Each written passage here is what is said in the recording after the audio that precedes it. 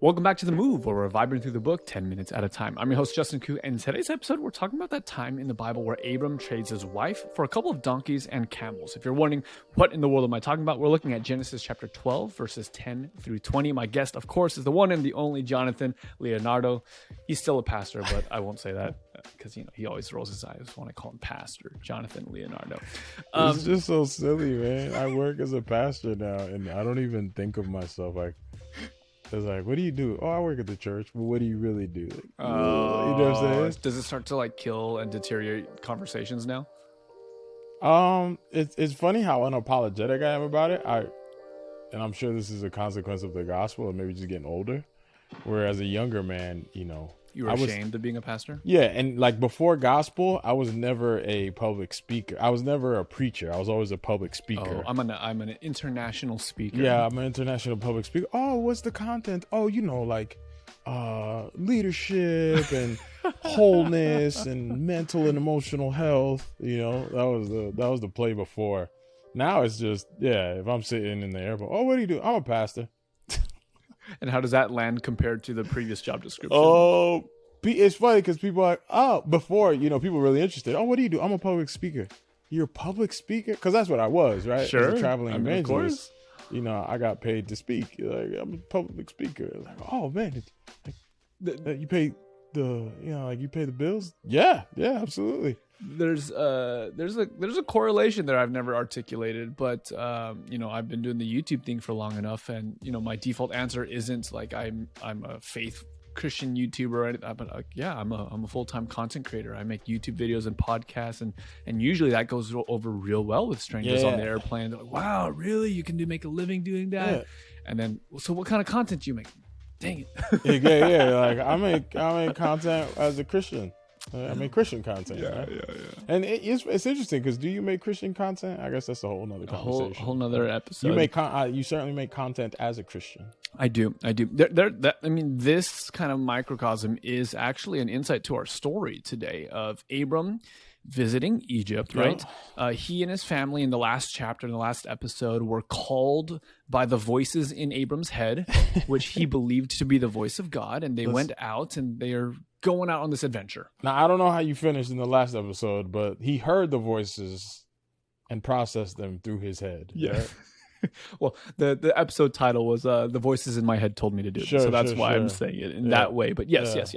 So now he's in Egypt, and some really peculiar things happen. It's almost as though that, and this is maybe just to tie it to our stories that we just shared, right? Yeah. Abram's ashamed of his wife. That's clearly not what's happening. No, it's actually kind of the opposite. His wife's apparently a catch, even in her advanced age. What we would feel like is advanced age, she's a catch. Yeah. It makes me think of when I asked Emily's father for permission to take things very seriously with her. His first question was, "Okay, how many cows are you going to give me for her?" And that's the inspiration for the title. Is Abram is it talks about how he basically traded his wife, and the result was that he got a couple servants, he got some cows, he got some donkeys, and I guess the question is if you're gonna think of trading in your wife, how many donkeys do you need to get before you're like, that's the price point? Well, you got to be really careful because it didn't end up so hot for Abram. No, it didn't. So he goes down there, and what does he say? We're reading in chapter 12.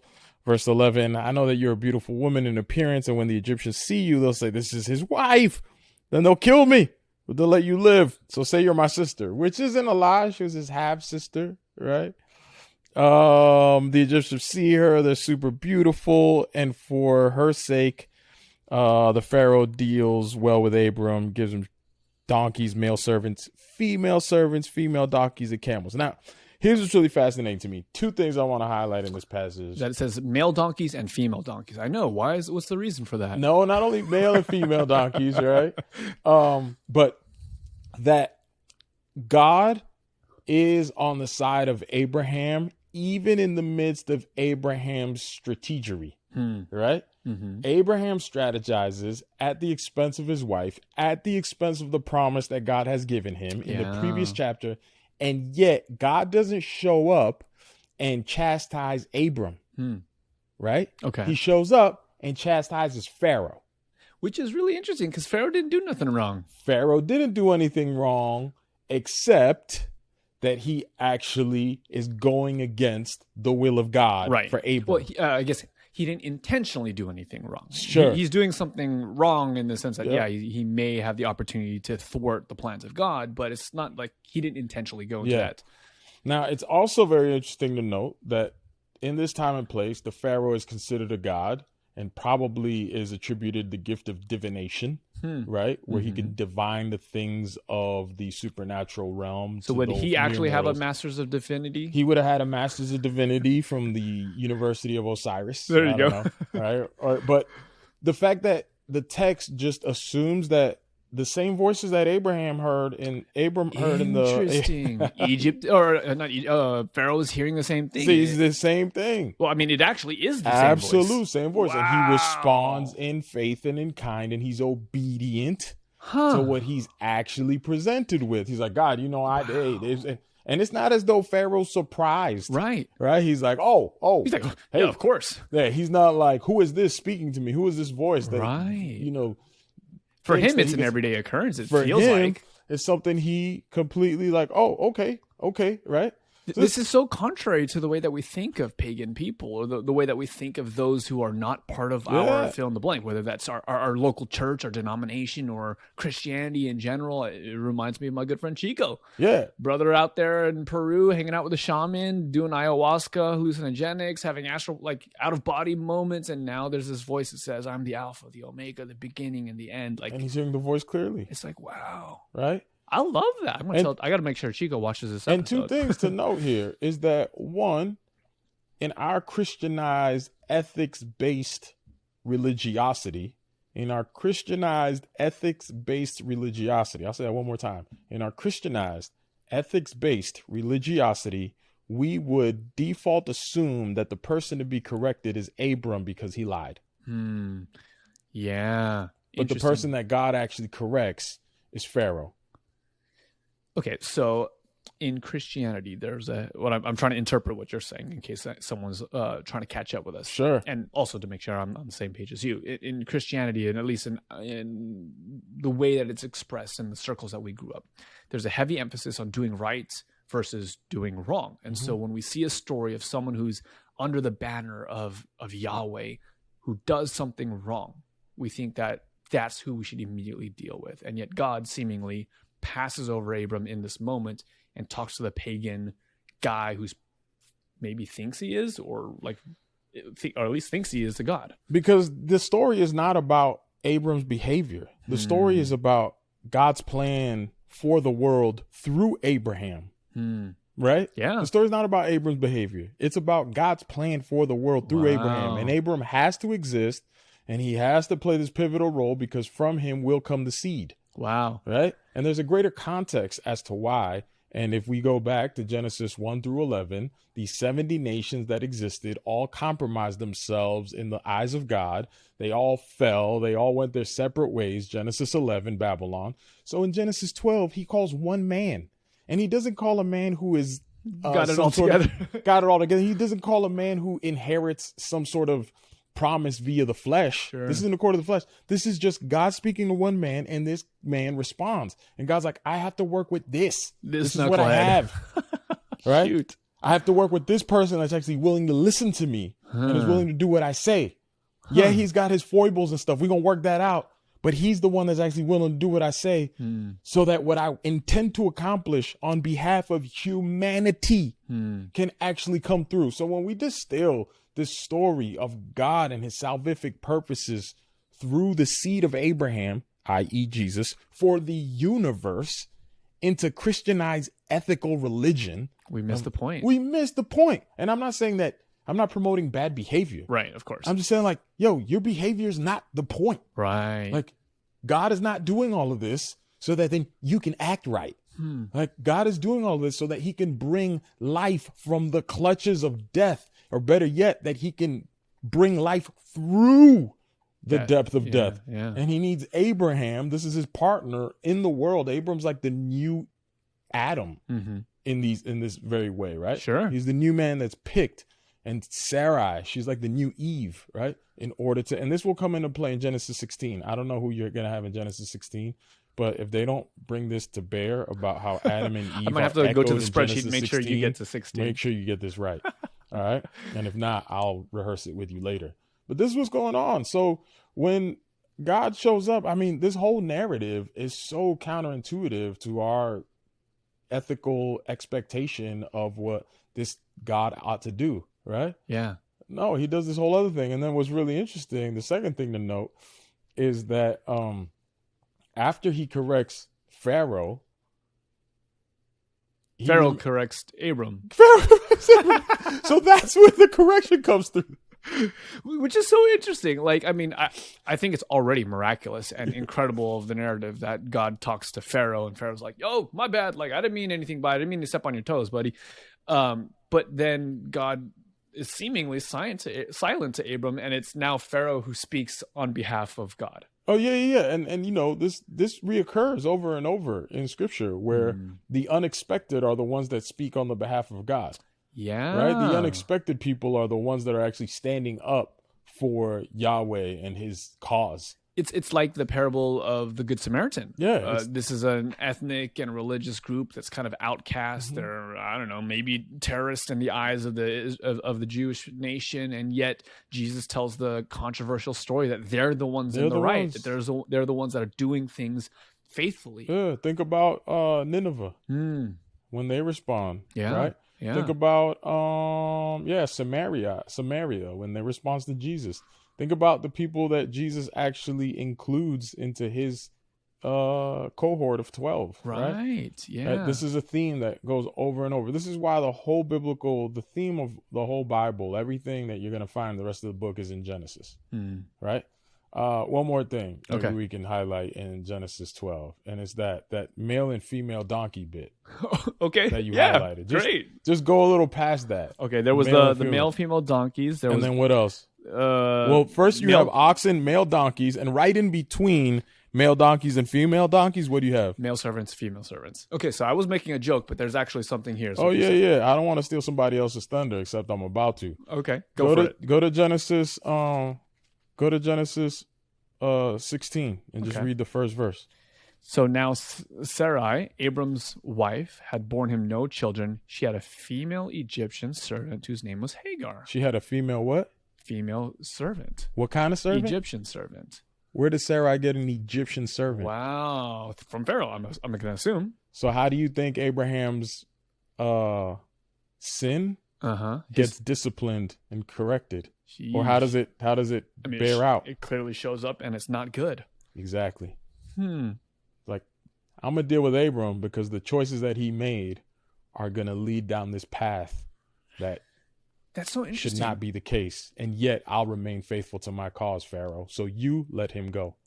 I think it's so cool that God is still faithful, right? Like he still is going to deliver the child of promise. Like he's still going to come through on his side of the deal. And I also think it's cool that justice is served in this interesting, weird, kind of contextually important way, that when the men or the women of God step outside of the bounds of their calling, it's not as though that they're just immune to the consequences. Because sometimes, do not be deceived. God is not mocked. Right. Because we get the sense, and I know that I'm sure there are people who are listening to this episode who have been victims of spiritual trauma or abuse or both or more. And I know enough stories have taken place that it can be very discouraging to feel as though no one notices. Yeah, and especially when the person of God, in this case, Abram, the man of God, even though while he's lying, giving up his wife in this very he's getting patriarchal, objectifying sort of culture, at least from our vantage point. We're like, this is what you did to your wife, bro? Like, come on. And then it seems as though he's gets away with it. But not only that, then he gets these privileges and these treasures. You know, God teaches it very clearly. He's like, do not be deceived. You know, God is not mocked. If you sow in the flesh, you'll reap in the flesh. If you sow in the spirit, you'll reap in the spirit. And right here, Abraham sowed something that he did not know where it was headed. And sadly, he sows a lifetime of woe and sorrow and the loss and the exile of a son, the rendering a part of a family, the war and tension between these two children that will emerge from this bondservant that is now attached to him because of this choice that he made. Right? And it's huge. Yeah. Because the implications of his choice are huge. And he reaps what he sows. And yet the thing about it is that God and his sovereign purposes and the way he does things, he is able to work within all of that and still bring out the good, even while Abram just made a mess of it. So the story is absolutely centered on the faithfulness of God. Yeah, I think that's absolutely clear. Yep. And I can't help but want to move in the direction of okay, so what do we take from this, right? In addition to the fact that God's faithful, he'll accomplish the things that he promises. I feel like it's important to reflect on a life lesson. If we're in a position, maybe not quite the same, where we're passing through Egypt and the Pharaoh wants to take my wife, kind of a thing that I make sure I haggle and get enough donkeys. That's definitely not the lesson, but there's something there. The only thing that comes to mind, and I don't tend to be disrespectful in any way, shape, or form, with all respect to my Muslim brothers and sisters, but the phrase that just comes to my mind is Allahu Akbar, right? Where the Muslims would say that Allah is great, right? Allah is great. This idea that the God of Abraham, who the Muslims would also pay homage to, right, and serve and worship. This God that we know as Yahweh, who we believe to be the God of Israel. His greatness is seen in his commitment to his cause for the sake of humanity. His greatness is seen in that. You imagine the God of the universe sees it fit to allow the choices of humanity to affect him in such a way that he has to navigate his plans in and around that which we do, right? I'm very much a believer in free will, right? There's complexity to that, but I'm very much of the belief that love without free will is no love at all. And that God would allow his plans to be thwarted by the free will actions of actors that he created that bring untold woe and suffering into the world. And yet he deigns to make himself small, enter our plans, enter our history, move within our choices so that he could bring about our salvation, our redemption, simply because he loves us. Like you see this in this story. It's incredible, while at the same time maintaining his character of faithfulness and punishment and justice, right? And not punishment in the arbitrary, angry sort of way, but in the disciplining sort of way, where Abram has to reap what he's sown and sees the consequences, and yet God's faithfulness overrides his foibles to manifest Yahweh's faithfulness. All of this comes alive to me right in this little passage, man. And then that God is known by the pagans. Yeah. Right? And they know him. That should humble us. 100%. When we think that we're the ones who know, and that God's methods and plans are not about my Christian ethical religion. They're about the salvation of all of humanity, the pagan included, through the seed of Abraham, Christ Jesus our Lord.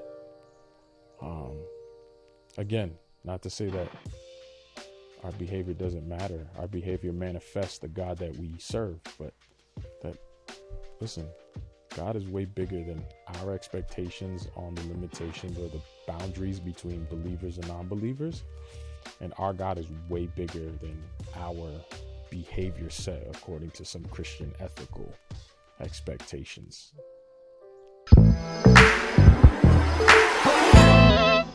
Listen, I'm Jonathan Leonardo, and I work with a ministry called LoveReality. So maybe some of y'all have heard of it, but if y'all want to vibe a little more in this here gospel, especially this gospel of freedom, where we have been called sons and daughters and have been liberated from the power of sin over our lives. Yes, you heard me right. We have been liberated from sin. We are free from sin. That's Romans 6:7, Romans 6:11, Romans 6:18, Romans 6:22. It's John chapter 8. It's Hebrews 10. Look it up. It's in the book. If you want to check more of that out, come see us at LoveReality.org. We'd love to vibe. You can join our Facebook group where we host, or at least it's a hub for the community, or maybe even join one of our Bible studies. You can text us at 808-204-4372. You can text Bible study to 808.